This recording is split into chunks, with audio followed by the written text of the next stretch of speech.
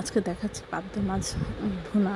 আমরা প্রথমে আধা চামচ লবণ, আধা চামচ হলুদ গুঁড়া, আধা চামচ মরিচের গুঁড়া, সামান্য একটু পানি দিয়ে আমরা মাখিয়ে নিব। মাখানো হয়ে গেলে আমরা মশলাটা খুব ভালোভাবে মাখিয়ে প্রতিটা মাছের গায়ে খুব ভালোভাবে এভাবে লাগিয়ে দেবো, যেন প্রতিটা পিসের গায়ে খুব সুন্দর করে সব জায়গায় মশলাটা লেগে থাকে, তাহলে এটা খেতে অসাধারণ লাগবে।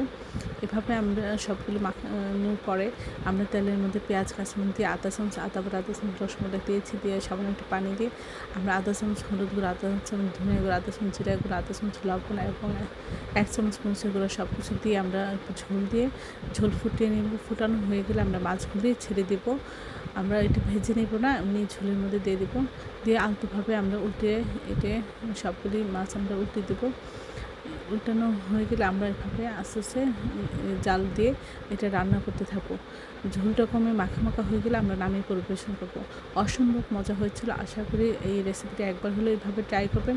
সবাই আমার চ্যানেলটি লাইক এবং শেয়ার দেবেন, সাবস্ক্রাইব করবেন এবং প্রিয়জনকে বেশি বেশি করে শেয়ার দেবেন। আমার চ্যানেলে সব রকম রান্নার রেসিপি রয়েছে, আশা করি দেখবেন।